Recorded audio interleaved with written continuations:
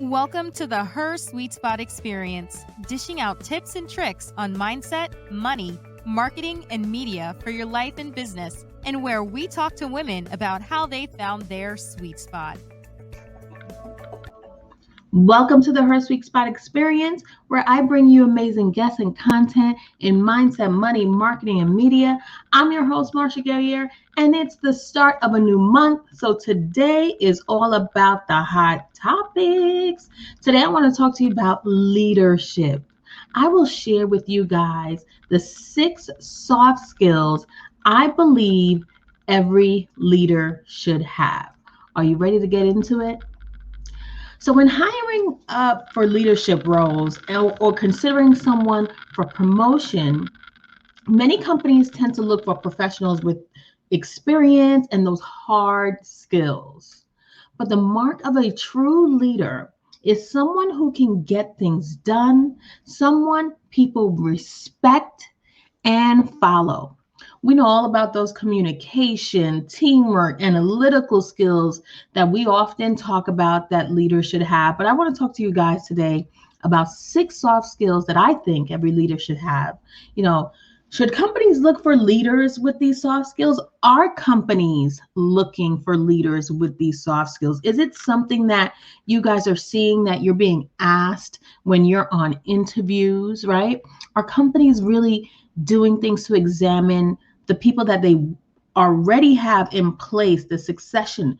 Are they giving them soft skills? Do they already have that? Oftentimes, we kind of feel like no.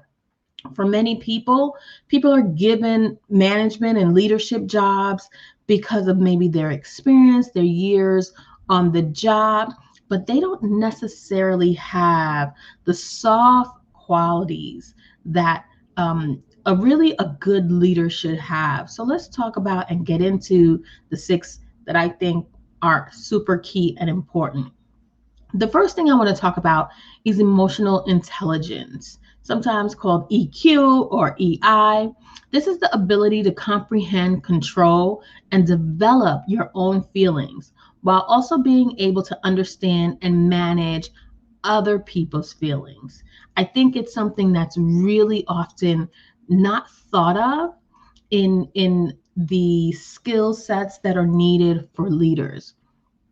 So EI often goes beyond the hard skills required of being a great leader. It emphasizes how your emotions affect others and how you can use that knowledge to create positive outcomes from within your teams.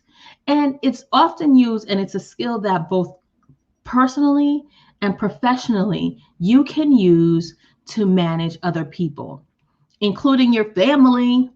As companies continue to pledge their DEI initiatives, they must really put some effort and some dollars into that leadership development and develop their EI. There are many people out here teaching emotional intelligence. And hey, your girl Marsha is right here to help you with that if that is something that you are interested in developing for your leaders and while you're developing the next generation of leaders.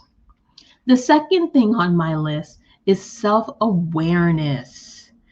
I can't say enough. You can't have that first thing, emotional intelligence, without self-awareness.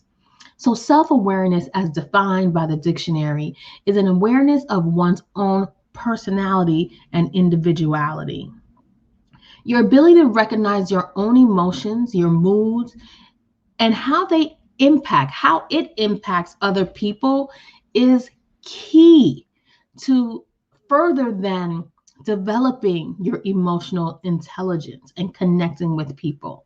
Self-awareness is one of the key elements of EI.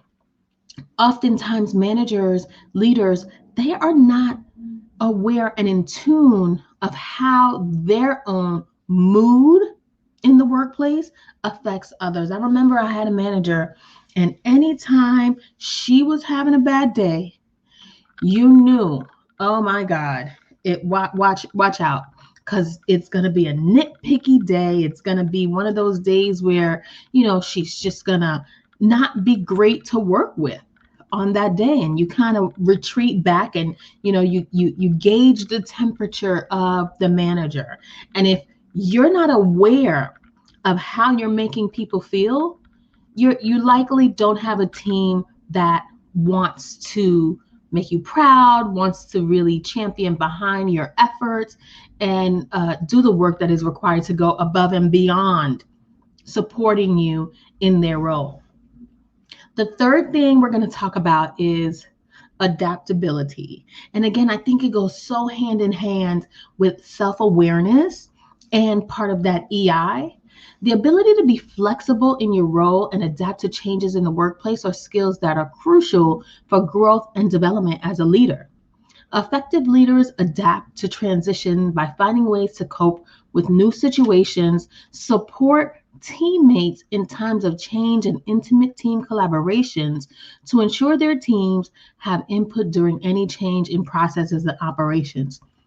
Right now, in the world of mergers, acquisitions, startups being bought out, merged into other larger teams, it is so important. And I picked this one because we are in a space and in a world where mergers are happening like a dime a dozen these days. I personally have been in 10 years with the same company, have been through 3 different changes, right? And so it's important that the leaders within your organization can adapt to those changes so that they can effectively lead the rest of the team as you transition from company to company and you grow. It's all about the growth. If you are a company, if you're working for someone and you're a leader and you know the outcome and the goal for your organization is to grow, build more clientele. With that type of growth, you're going to need to make changes, swift changes. With technology in the digital world, we know that there is you get a new software update almost every week, right? Technology changes things so fast, and it's important that your leaders have that adaptability soft skill. The fourth thing I want to talk about is the number one thing I think people have been talking about in this past year, especially through the pandemic, is how much empathy your leaders have. How much did they have it before? And I would love to hear from you guys. If you can share with us, share with me, where do you rate your management team, your employers in the empathy game? Where were they before the pandemic and where are they now? The ability to be empathetic and understand others is a trait skilled leaders rely on to lead teams and direct process. Being able to approach coworkers, clients, and potential customers with kindness and acceptance can inspire and foster healthy relationships. Additionally, empathy in leadership shows vulnerability, which makes you approachable and relatable in your network. There is nothing more disheartening than to be working with someone who is approachable, especially when you need to get shit done. You need to be able to feel comfortable to go to your management, to go to your leadership, whether you're asking for advice, whether it is something you can't figure out on your own and you need their support. You shouldn't feel like, if I ask, I will be judged, or if I ask, I will be, looked at as, why don't you know that already? Or, it's important that your management team is empathetic to whatever is happening in the season, in the time, and with you personally. Having the ability to put yourself in someone else's shoes is the thing that sets those leaders apart. And empathy is a really big skill that will allow managers to really relate to their teams. The fifth thing, guys, is interpersonal skills, also known as social skills, if you ask me. The ability to navigate social interactions with colleagues is an important aspect of leadership. Interpersonal skills and social skills allow leaders to gauge others' emotion, and respond to interaction based on their awareness of their team's thoughts, ideas, and feelings. So again, it goes back to that self-awareness, awareness of others, and that emotional intelligence that I talked about in the beginning. This doesn't mean that you got to be the life of the party all the time and you have to be like rah rah at everything and leading all of that. It doesn't mean that. But you have to learn how to find common ground as individuals, as humans, as people, right? And have the ability to develop meaningful relationships where you can learn more about that person, especially if you are in a